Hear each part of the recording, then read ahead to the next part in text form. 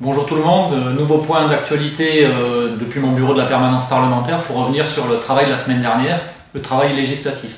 Alors la semaine dernière nous avons voté mercredi dernier le projet de loi de financement pour la sécurité sociale. Alors de quoi il s'agit? En fait c'est de faire coller le budget de la sécurité sociale avec les objectifs nationaux de dépenses d'assurance maladie. Donc la logique aujourd'hui c'est 4,2 milliards d'économies sur un budget qui avoisine 400 milliards. C'est à peu près l'équivalent du budget de l'État. Et donc là on est sur une économie de 1% de ce budget de la sécurité sociale.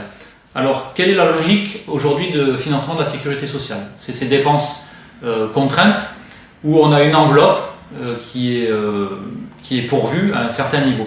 Et donc l'objectif c'est de faire rentrer ces dépenses de santé dans cette enveloppe, quel que soit l'état de santé de la population.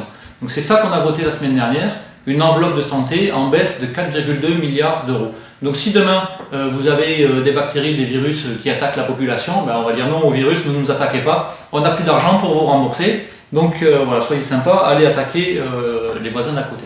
Donc voilà ce qu'on a voté sur le projet de loi de financement de sécurité sociale. Donc vous voyez toute cette logique qui est mise en œuvre localement ici dans les territoires, dans les régions, par les agences régionales de santé, les ARS, et ça me permet de faire un lien rapide. On comprend maintenant pourquoi ici localement l'hôpital Robert Picquet, l'ARS fait en sorte de gérer avec un minimum d'argent le passage des soins de l'hôpital de santé des armées, la Chia Robert Picquet, vers Bagatelle. Ça permet à moindre coût d'essayer de maintenir un service de santé publique mais sans personnel public. Donc ça c'était mercredi. Alors on a pris un peu de temps pour discuter parce que vous comprenez bien que nous on a défendu une toute autre vision. Et donc le retard qu'on a pris mercredi ne nous a pas permis de voter le deuxième texte qu'on avait en séance, qui était le texte, la loi Hulot, sur la fin d'exploration et de l'exploitation des hydrocarbures. Alors je veux vous en dire quand même deux mots, parce que de quoi s'agit-il? C'était l'objectif de mettre fin à l'exploitation des hydrocarbures, de tous les hydrocarbures. Sauf que la loi Hulot, c'est une raquette à trous, quoi. Enfin, il y a vraiment des gros trous dans cette raquette.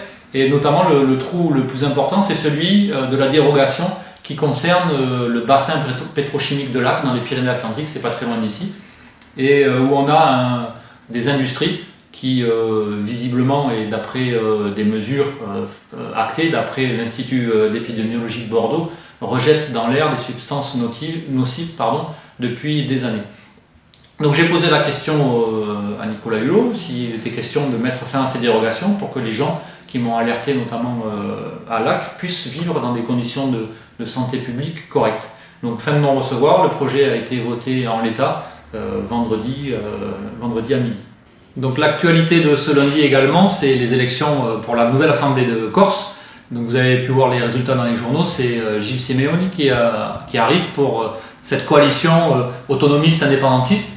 Et j'ai eu l'occasion d'en discuter avec un des députés corses de cette même coalition, qui s'appelle Michel Castellani, qui siège pas très loin de moi dans l'hémicycle. Et donc c'est très intéressant parce qu'on voit le processus démocratique, et on l'a salué nous à la France Insoumise, dans lequel s'inscrit ce courant autonomiste corse qui souhaite avoir des prérogatives renforcées pour la Corse, mais qui n'est pas du tout dans une logique indépendantiste, même si la coalition regroupe aussi des indépendantistes, mais qui sont minoritaires. Donc ils sont dans une logique démocratique, continuer à faire partie de la France, mais avec une autonomie renforcée. Et donc moi je salue également cette victoire de Gilles Simeoni qui acte la démocratie comme étant le mode d'expression des Corses, et avec un programme aussi, il faut le savoir, j'en ai discuté, je vous le disais, avec ce député corse, qui est un programme où le souci quand même pour le territoire corse de ses élus, c'est la justice sociale, donc ça on ne peut pas s'y opposer. Et puis ils ont également une grande sensibilité écologique, parce que leur territoire, c'est aussi la nature de la Corse qui fait le bonheur de tous les touristes qui s'y rendent, mais aussi des habitants, ils y sont très attachés. Donc avec ce programme, justice sociale et grande sensibilité à l'écologie.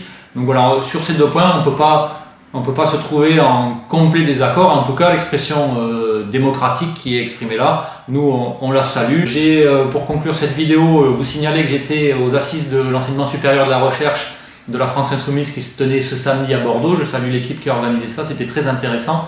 Et ça nous prépare au texte qui va arriver en séance dans l'hémicycle le 15 décembre sur l'autonomie des universités Et là, tout le monde est concerné, ceux qui ont des enfants qui vont au lycée aujourd'hui, qui auront à faire des choix après. Et puis nous tous, même si vous n'avez pas d'enfants forcément qui sont étudiants, parce que ces jeunes qui vont à l'université ou qui iront à l'université, c'est eux qui vont construire aussi la société de demain. Donc merci à tous, n'hésitez pas à partager cette vidéo, suivez-moi sur les réseaux sociaux, Twitter, Facebook. Surtout, il y a des événements qui sont organisés régulièrement en permanence. Le prochain, c'est ce jeudi 7 décembre autour du livre de Bernard Friot, Vaincre Macron. Voilà, venez nombreux, partagez ces soirées d'éducation populaire et je vous dis à très bientôt pour une prochaine vidéo d'actualité. Ciao!